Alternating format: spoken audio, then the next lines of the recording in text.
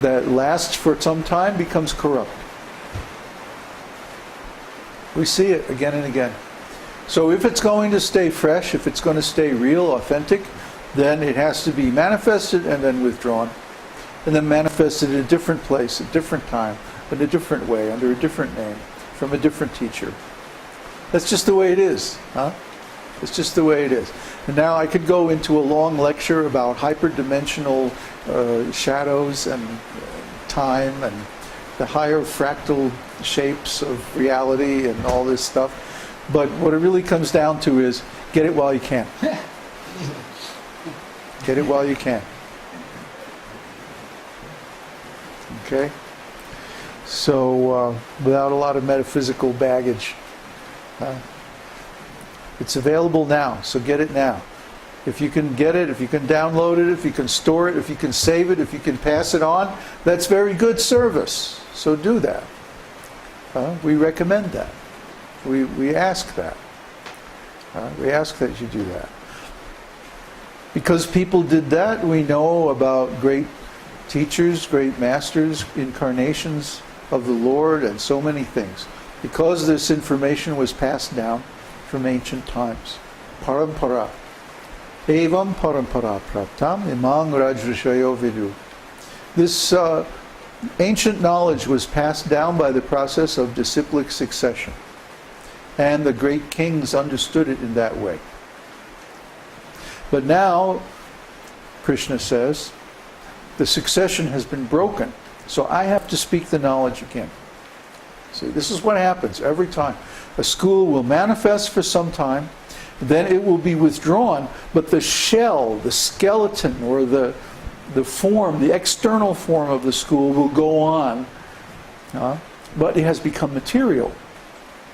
Because the soul or the heart has been withdrawn back to the spiritual world. See, that's what happened in ISKCON. That's what happened in the Christian church. That's what happens to every authentic school. The master comes for some time, manifests the school, then it's withdrawn. Okay? And it comes again in a different place and time. If there's material continuity, be very suspect. Because usually anything that exists in this material world for any length of time becomes corrupt. There's the natural influence of this world, material energy. It's Maya. It's illusion. Maya literally means that which does not exist. So because this world is temporary, it's considered it does not really exist. It has only relative existence. So by the grace or by the blessing or by the good wishes or by the glance of a pure devotee, one can get this devotional service. Or by the instruction or the words of Krishna, one can get it. When Krishna explains himself, this is very powerful. Krishna explains himself in Bhagavad-gītā, he explains himself in Śrīmad-Bhāgavatam, he explains himself in many places in the Puranas. And when we read these explanations, they're so crystal clear and so penetrating and so beautiful and perfect. Krishna's intelligence is much, much higher than ours. So we should take shelter of these statements and bring them into our hearts. Let them guide us, let them inspire us, and by taking full shelter of Krishna's instructions, then we get His mercy. That's how we get His mercy. We have to receive the mercy. And to do that, we have to put down our attachments. You see? If I want to give you some diamonds, but you're carrying a big bag of rocks, then you can't receive it. You have to put down the bag of rocks. Then you can get the diamonds. See? I want to give you something that's so valuable. It's so valuable, it's contained in these 16 little words. The meaning of those 16 words fills a whole huge shelf of books. Hours and hours and hours of videos and hours and years of practice are necessary to understand the meaning of these 16 little words. Hare Krishna Mahamantra. So if you can understand, if you can realize the meaning, then your life is complete. Everything is perfect. You attain everything that is possible. So this is so valuable. But first you have to put down your attachments, your distractions, your irrelevant things. Put them down, let them go. Drop. You can always get them back. You know, this material world, it's easy come, easy go. You can always get them back. But when the esoteric school is available, when it's manifest, take full advantage. It's not going to be here forever. When I was young, I was involved in ISKCON, and we were all young and foolish, and we thought, oh yeah, this is going to be here forever. We'll be able to stay in ISKCON our whole life and then just retire and chant Hare Krishna, and won't that be so wonderful? Well, guess what, folks? It didn't happen. As soon as Srila Prabhupada left, or even before he left, everything got completely chaotic and contaminated, messed up. So the dreams and desires of so many devotees went unrealized. But what we have to understand from this, the lesson that we learned, the same thing happened in Gaudiya Math, by the way.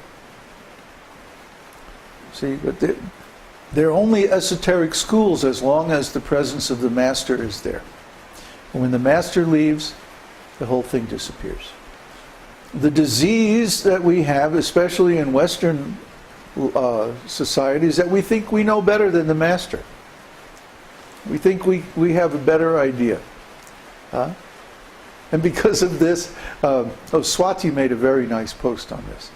She said she could understand that even though they had so much facility, so much knowledge, so much opportunity to become self-realized, because they thought they had a better idea than Srila Prabhupada, his disciples all fell down. You know? Out of the 11 devotees who declared themselves gurus after Srila Prabhupada's disappearance, only 2 of them are even, functional. By the way, Jai Pataka is traveling again.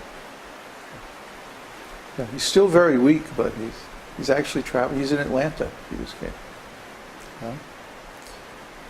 But he can't preach. I mean, he's very, very sick.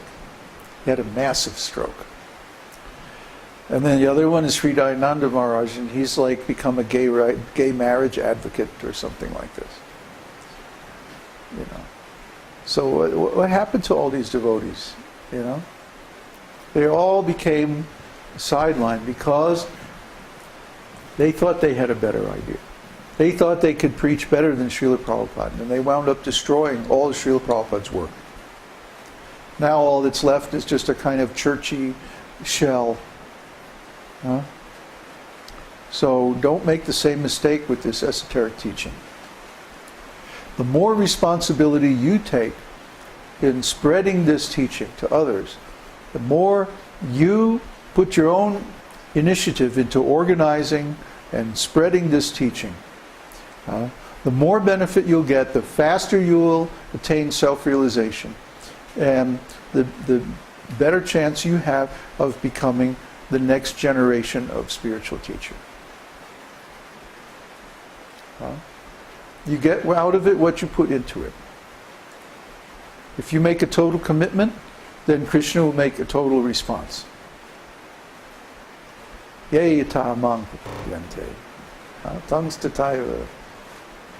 Whatever you do, then Krishna will respond. However they approach me, I reward them accordingly. If they surrender 10%, then he rewards 10%. If you surrender 100%, he gives 100%. He gives himself. Try to understand. If you have Krishna, then what else do you need? Everything comes in the bargain, in the package. It's a package deal. So this is what we're offering. We're offering the way to approach Krishna. And everything comes along with that.